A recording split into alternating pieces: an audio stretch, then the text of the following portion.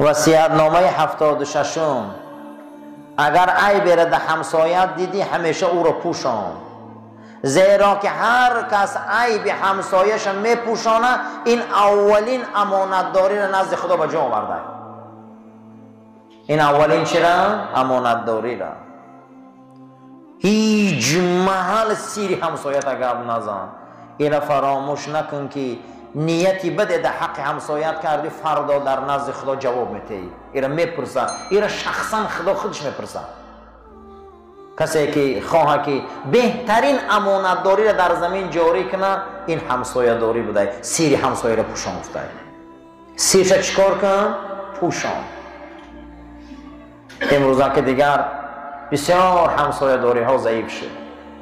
اگر خدا توفیق ده همسایه داری ها ضعیف شد، نه همسایه داری موند، نه همسایه خواهرگیری موند، نه همسایه دوست داری موند، لیکن ایران نغز دانیم که فردا در محکمه خدا ما را از حق همسایگی میپرسن.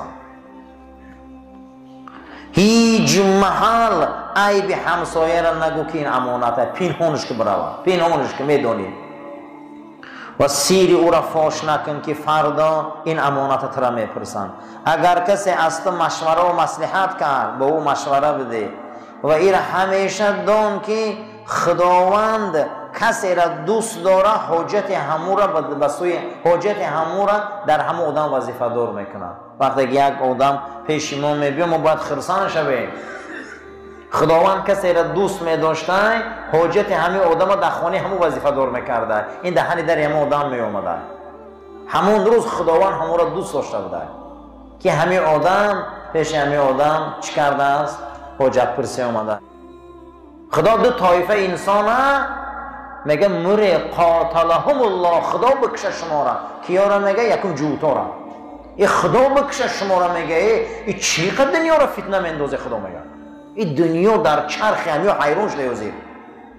قاتلهم الله، این خدا کشته ایستایشون نکه، ای خدا کشته اینو را. دویم کی را میگه؟ کسی که در آیین حضرت محمد مصطفی بخیلی میکنه. میبینه صف زیاد شده است، آدم زیاد شده است، مسجد زیاد شده است، همیقه میگه همه انگشتاشون غضب میگزن. قرآن میگه موتو بغیظکم، این مرقتی فعل بطن میگه شما نخو میگه میده بخل که نمیکردم. هیچ محل وصیت 75 هیچ محل در همسایگی حاکم وقت زندگی نکن. چی برای که در حاکما دوزخ نزدیک است، تا همسایه دوزخ نشد. هم بسیاری آدم ها همسایه هم خیلی بودن، وقتی که اگر آمدن باید همین همسایه را باید همین بسیارش قتل کنه، خانهاشون در دادن. زمانی که اگر نظر کرده باشه یکی از حاکمای دور هجوم میکنن، بعد دیگه دوزختی بیام ده همین دوزختی بیادم یا میرم بیچاره، نه خونه میومنن نه در نه خودشونه. کوشش کن از همین کوچه ها دور باش، زیرا این که در اینها را حوله هاشون دم دوزخ نزدیک است. درس ما درس اخلاق بود.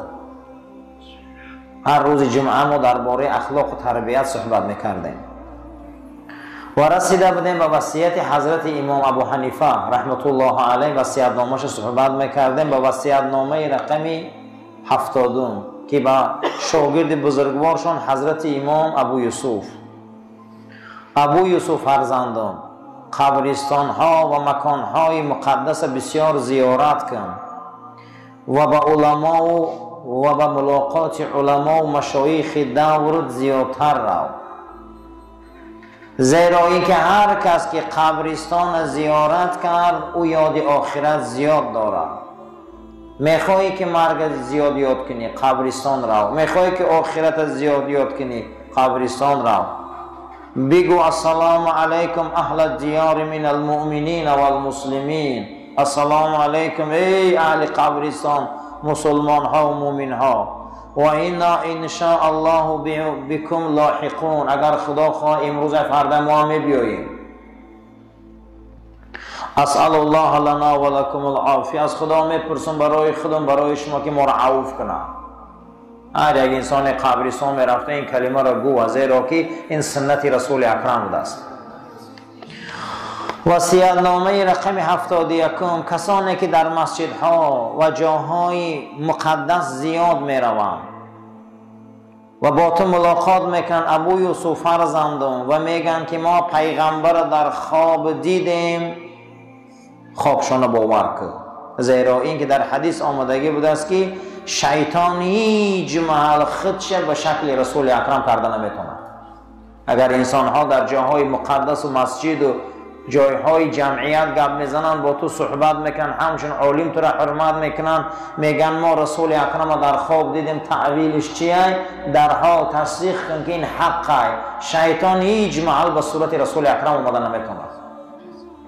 خشو به حال انسانی که پیغمبر در خواب بیدن، خشو به حال انسانی.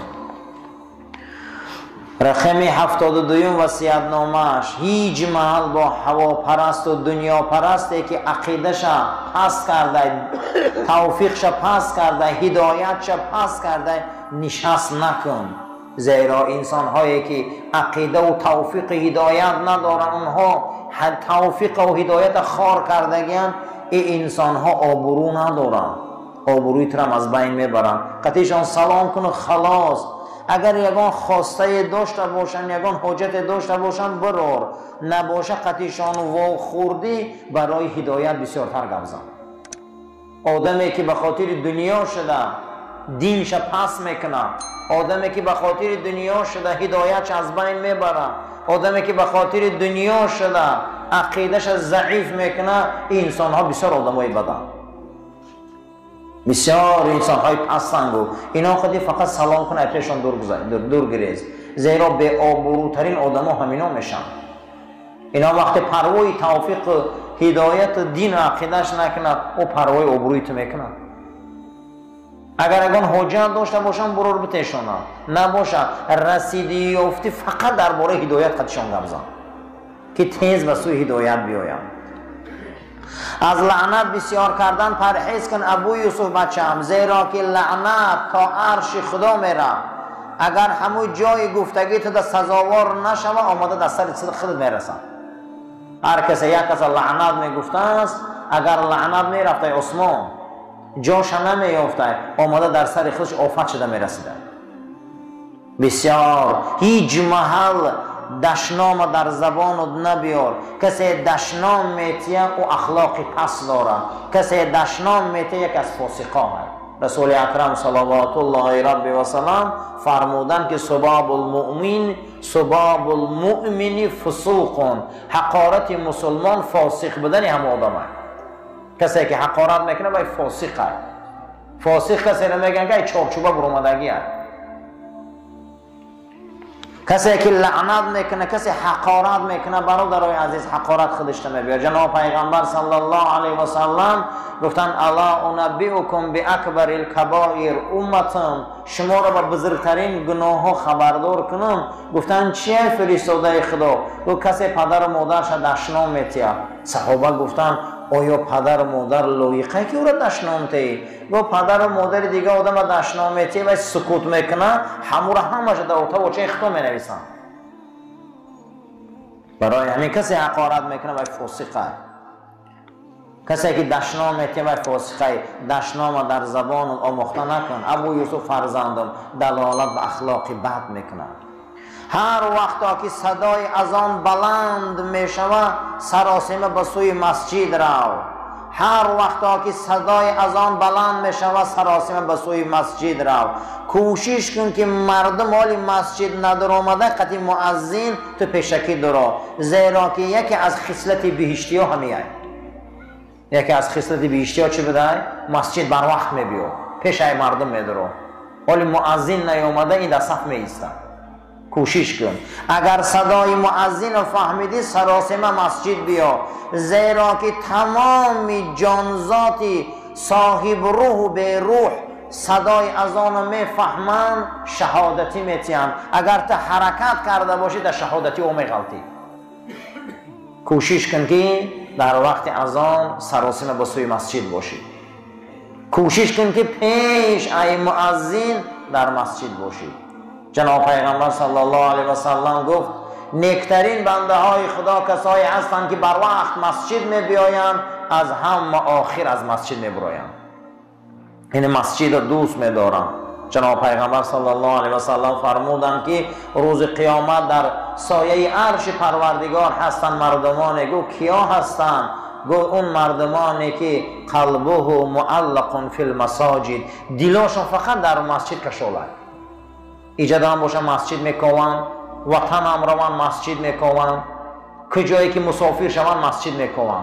کسی مسجد بد میبینه وای منافقه، کسی مسجد کلید میکنه وای منافقه، کسی مسجد شیشته نمیتونه وای منافقه. زیرا اینکه مسجد منافق دلتنگ میشوه، مسجد در صفش منافق زیاد شویش بینه دلش تنگ میشوه. قرآن میگه موتو بغیظکم، این موری به فعل بطا میگه خدایی